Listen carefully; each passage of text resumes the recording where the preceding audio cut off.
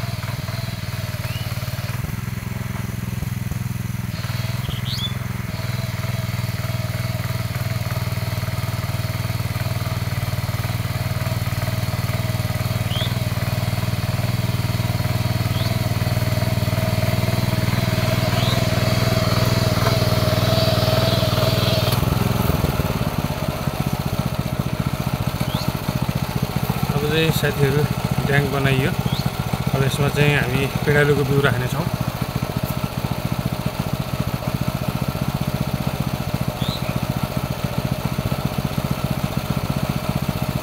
सबैले हेरेर साथ सपोर्ट दिनु होला।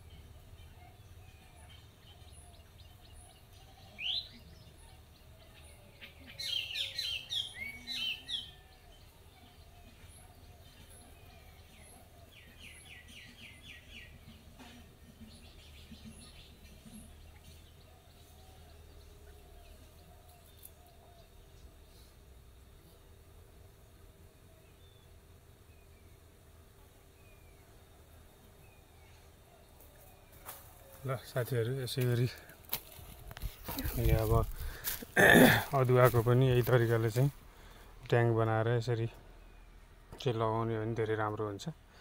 हस् त, फलो गर्दै गर्नु होला, सेयर गर्दै गर्नु होला र सपोर्ट पनि गर्दै गर्नु होला है।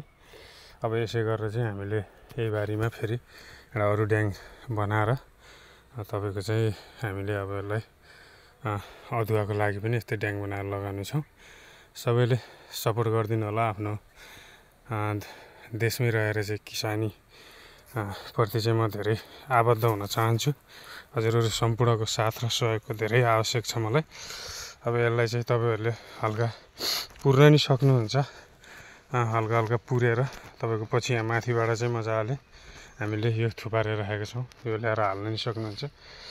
यसरी नै चाहिँ पुरै काम चाहिँ हुन्छ हाम्रो। हजुरहरू सम्पूर्णले साथ र सपोर्ट गर्नुहुन्छ भन्ने ठुलो आशाका साथ चाहिँ यो भिडियो बनाएको छु। एकदम तपाईँको चाहिँ फर्स्ट क्लास जोताइ हुन्छ यसबाट।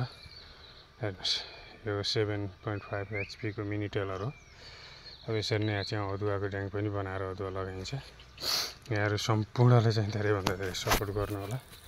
हस्त नमस्कार, शुभ दिन।